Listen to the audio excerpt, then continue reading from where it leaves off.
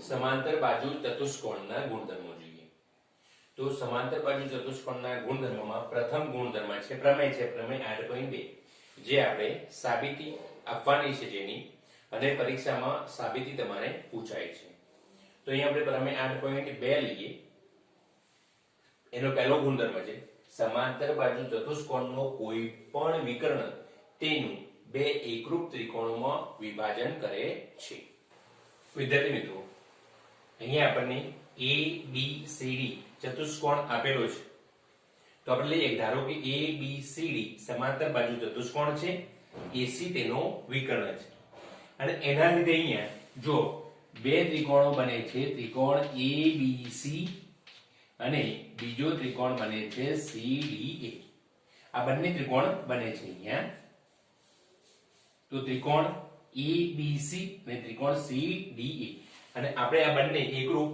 સાબિત કરવાના છે ટૂંકમાં બંનેનું માપ સરખું છે એવું સાબિત કરવું છે અહીંયા આપણે લખી દઈએ ધારો કે ABCD સમાંતર બાજુ ચતુષ્કોણ અને AC તેનો વિકર્ણ છે વિકર્ણ સમાંતર બાજુ ચતુષ્કોણ ABCD ને બે ત્રિકોણ ABC અને ત્રિકોણ CDA માં વિભાજિત કરે છે આપણે આ ત્રિકોણો એકરૂપ છે તેમ સાબિત કરીશું આ સાબિતી માટે શું કરીશું તો અહીંયા આપણે બે ત્રિકોણો ABC અને CDA બંને ત્રિકોણો એકરૂપ સાબિત કરવા છે તો એના માટે એના અંગો એટલે કે ખૂણાઓ અને બાજુઓમાં કઈ કઈ બાજુઓ એકરૂપ થાય છે એ આપણે જોઈશું ખૂણાઓ એકરૂપ થાય છે એ જોઈશું તો અહીંયા સૌપ્રથમ વાત કરીએ કે ABC અને CDA માં અહીંયા બે બાજુઓ સમાંતર તમને આપેલી છે BC અને AD તો BC અને AD જો આ બાજુ અને આ બાજુ સમાંતર આપેલી છે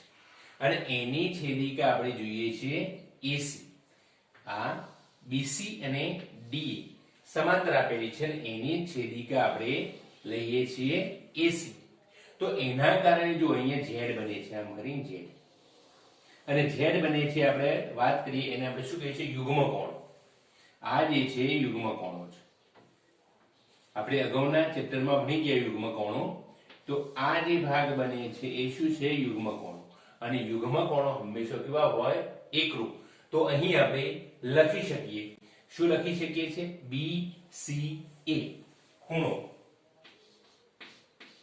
BCA એકરૂપ BCA એકરૂપ આપણે ખૂણો DAC આ યુગ્મ કોણ છે DAC એ જ પ્રમાણે હવે જોઈએ AB અને જો હવે આપણે આ AB અને CD આપણે વાત કરીએ સમાંતર બાજુ ચતુષ્કોણમાં સામસામેની બાજુ કેવી છે સમાંતર તો AB અને CD એની છેદિકા પાછી આપણે AC લઈએ તો એના કારણે યુગ્મ કોણ બને છે જો આ પ્રમાણે યુગ્મ કોણ બને એ આ યુગ્મ કોણ બને તો એ યુગ્મ કોણમાં જોઈએ BAC એક યુગ્મ કોણ બન્યો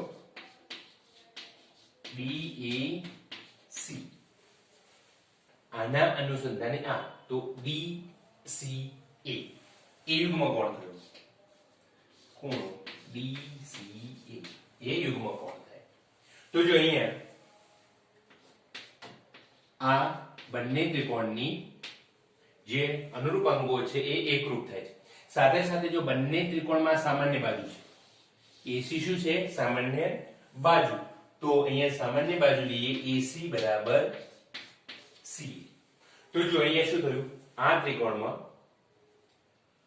ખૂણો બાજુ ખૂણો ખૂણો બાજુ ખૂણો એટલે ખૂ બાખું શરત પ્રમાણે આ બંને ત્રિકોણો ત્રિકોણ ABC અને CDA એકરૂપ થયા તો આમ આપણે કહી શકીએ આથી વિકર્ણ AC સમાંતર બાજુ ચતુષ્કોણ ABCD ને બે એકરૂપ ત્રિકોણો ABC અને CDA માં વિભાજિત કરે છે સમાંતર બાજુ ચતુષ્કોણના બીજો ગુણધર્મ પ્રમેય 8.2 સમાંતર બાજુ ચતુષ્કોણમાં સામસામેની બાજુઓ સમાન હોય છે આ સમાંતર બાજુ ચતુષ્કોણ ABCD તો એની સામસામેની બાજુઓ તો AB અને CD તો અહીંયા આપણે લખી શકાય AB બરાબર CD બીજી જે બાજુ છે એડી અને બીસી, તો અહીં આપણે લખી શકીએ બીસી બરાબર એડી. ટૂંકમાં એબી સીડી સામસામેની બાજુ સમાન, એ બંનેના માપ સરખા. એડી અને બીસી બંને સામસામેની બાજુ સમાન, એટલે કે બંનેના માપ સરખા છે. બીજો ગુણધર્મ, એનો પ્રતિપ્રમેયની વાત કરીએ આપણે તો ગુણધર્મ 3 થશે. ત્રીજો ગુણધર્મ છે જો કોઈ ચતુષ્કોણની સામસામેની બાજુઓની પ્રત્યેક જોડની બાજુઓ સમાન હોય તો તે સમાંતર બાજુ ચતુષ્કોણ છે. તો આપણે એની સાબિતી આપી, તો સાબિતીમાં આપણે લઈએ ધારો કે ABCD એ કોઈ ચતુષ્કોણ છે અને એની બાજુ આપણે લઈએ કે AB અને CD બંને સમાન છે, D અને BC સમાન છે. અહીંયા લખ્યું કે ધારો કે ચતુષ્કોણ ABCD ની બાજુઓ AB અને CD સમાન છે, સાથે સાથે આપણે AD અને BC સમાન છે. હવે આપણે શું કરીશું, વિકર્ણ દોરીએ. વિકર્ણ અહીંયા AC દોરીએ તો અહીંયા બે ત્રિકોણ બને, ત્રિકોણ ABC અને બીજો ત્રિકોણ બને છે ત્રિકોણ CDA. જો આ બંને ત્રિકોણમાં શું શું સમાન છે, તો આપણે વાત કરીએ એમ ત્રિકોણ ABC માં બાજુ AB, ત્રિકોણ CDA માં બાજુ CD. એ જ પ્રમાણે ત્રિકોણ ABC માં આપણે લઈએ બાજુ BC સમાન લઈ, અહીંયા બાજુ BC સમાન લઈશું તો એની સામે બાજુ કઈ આપેલી છે આપણને AD. હવે જો આ બંને ત્રિકોણોની આપણે વાત કરીએ છીએ તો CD AB સમાન, AD અને BC સમાન, આ સમાન આ સમાન, આ સમાન આ સમાન. હવે બંનેમાં તો આ AC વિકર્ણ એ સામાન્ય બાજુ છે, તો અહીંયા લખીએ AC બરાબર C. આપેલ છે અને સામાન્ય બાજુ છે, તો માટે ત્રિકોણ ABC એકરૂપ ત્રિકોણ CDA કઈ શરત થઈ, બા શરત. હવે જો બા શરત થઈ તો અહીંયા એને અનુરૂપ ખૂણાઓ કયા કયા, આ બંને ત્રિકોણના અનુરૂપ ખૂણાઓ, એક તો ખૂણો BAC, જો અહીંયા BAC આપણે આની વાત કરીએ અને એને અનુરૂપ BCA. અહીંયા આપણે જોઈએ બંને ત્રિકોણો એકરૂપ થવાથી અહીંયા BAC અને DCA આ ખૂણા એકરૂપ થશે. હવે આપણે જોઈએ આ બંને ખૂણા એકરૂપ થાય, એ ખૂણા શું છે, યુગ્મ કોણો છે. આ શું છે, યુગ્મ કોણો છે. હવે જો યુગ્મ કોણો એકરૂપ હોય તો એનો મતલબ શું થયો, આ AB અને CD સમાંતર થાય, AB સમાંતર CD. એ જ પ્રમાણે આપણે જોઈએ છે ખૂણો BCA અને ખૂણો DAC, BCA એકા ખૂણો DAC ખૂણો જોઈએ તો DAC ખૂણો છે. આ પણ યુગ્મ કોણો છે. યુગ્મ કોણો કેવા થયા, એકરૂપ થયા. તો યુગ્મ કોણો એકરૂપ ક્યારે હોય, જ્યારે બે બાજુ સમાંતર હોય ત્યારે. તો આપણે લખી શકીએ AD સમાંતર BC. તો અહીંયા ABCD જે ચતુષ્કોણ છે એમાં સામસામેની બાજુઓ કેવી છે, સમાંતર છે. તો આપણે કહી શકીએ કે આ સમાંતર બાજુ ચતુષ્કોણ છે. એટલે ત્રીજો ગુણધર્મ, જો કોઈ ચતુષ્કોણની સામસામેની બાજુઓની પ્રત્યેક જોડની બાજુ સમાન હોય તો તે સમાંતર બાજુ ચતુષ્કોણ છે. સમાંતર બાજુ ચતુષ્કોણના બીજા કેટલાક ગુણધર્મો. પ્રમેય 8.4, સમાંતર બાજુ ચતુષ્કોણમાં સામસામેના ખૂણાઓ સમાન હોય. ABCD સમાંતર બાજુ ચતુષ્કોણ છે, એના સામસામેના ખૂણાઓ એટલે ખૂણો A અને ખૂણો C સમાન હોય. સાથે સાથે ખૂણો B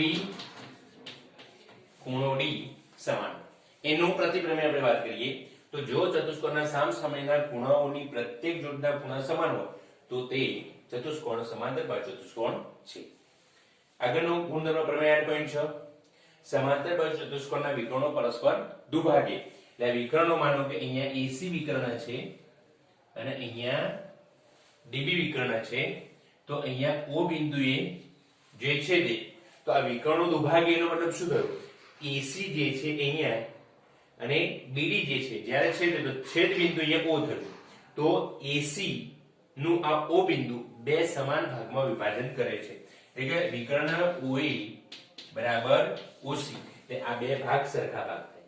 એ જ પ્રમાણે BD નું અહીંયા બિંદુ O બે સરખા ભાગમાં વિભાજન કરે, OD બરાબર OB, OD બરાબર OB, આ પ્રમાણે થાય છે. એનો પ્રતિપ્રમેય પ્રમેય 8.7, જો કોઈ ચતુષ્કોણના વિકર્ણો પરસ્પર એકબીજાને દુભાગે તો એ સમાંતર બાજુ ચતુષ્કોણ છે. અને છેલ્લો ગુણધર્મ, કોઈ પણ ચતુષ્કોણ આપણે લઈએ એની સામસામેની જે બે જોડ છે એમાંની એક જોડ જો સમાન અને સમાંતર હોય તો એ સમાંતર બાજુ ચતુષ્કોણ છે.